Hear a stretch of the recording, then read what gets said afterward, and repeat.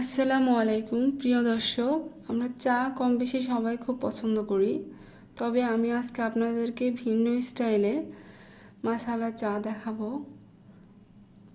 এটা খেতে অনেক টেস্টি হয়। চলুন দেখে নেওয়া যাক আজকের এই মশালা চায়ের রেসিপি। মশালা চায়ের জন্য এখানে আমি একটা চুলায় প্যান বসিয়ে নিয়েছি। এখানে 3 টেবিল চামচ চিনি দিয়ে দিলাম। চিনিগুলো আমি একটু হালকা তাতিয়ে নিব।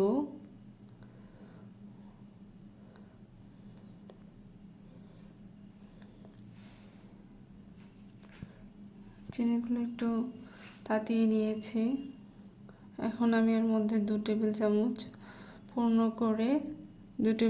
পূর্ণ করে এখন আমি চা পাতা দিয়ে দিলাম।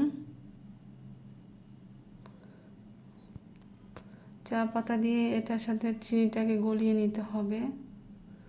দেখুন আমি নেড়ে গলিয়ে নিচ্ছি, তাতে চায়ের একটা সুন্দর সুগন্ধ বের হবে এবং টেস্টটা ভালো হবে। এখন আমি 3 কাপের মতো দুধ দিয়ে দিচ্ছি। আপনারা এখানে গুঁড়ো দুধও ইউজ করতে পারেন, সেক্ষেত্রে গুঁড়ো দুধ পানি দিয়ে গলিয়ে নেবেন। আমার কাছে লিকুইড দুধ ছিল, তার জন্য আমি লিকুইড দুধ ব্যবহার করছি।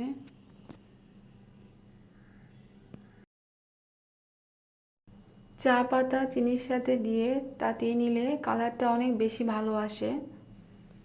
এবং আমি এখানে কিছু আদা থেতো করে নিয়েছি, দিয়ে দিলাম অল্প, এবং 3টা এলাচ ভেঙে নিয়েছি, দিয়ে দিলাম সুগন্ধের জন্য, এবং একটা তেজপাতা দিয়ে দিলাম। যেহেতু এটা মশালা চা, তার জন্য আমি মশলাগুলো ব্যবহার করছি, সুগন্ধটা অনেক ভালো আসবে।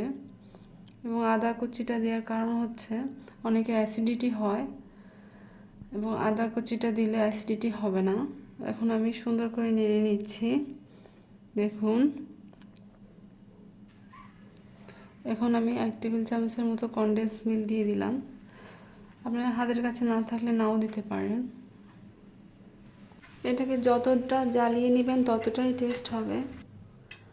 আমি চুলার উপর রেখে জ্বালিয়ে নিয়েছি এবং নাড়তে হবে। যতটা নাড়বেন ততটা কালারও সুন্দর হবে এবং টেস্ট বেশি হবে। দেখুন আমাদের চায়ের কালারটা অনেক সুন্দর এসেছে। এখন আমি ঢেলে নিব, উপর থেকে ঢেলে নিচ্ছি। উপর থেকে ঢাললে একটু ফেনা ফেনা হবে, তাতে ভালো হয়। দোকানগুলোতে দেখবেন যে উপর থেকে ঢালে একটু ফেনা ফেনা ভাব আসে।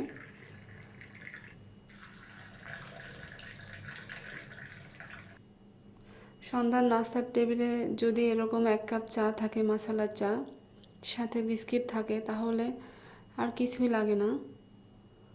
আপনারা একবার হলেও আমার মতো করে এই মশালা চা তৈরি করবেন। দেখবেন যে অন্যান্য চায়ের থেকে টেস্ট অবশ্যই একটু আলাদা এবং বেশি হবেই।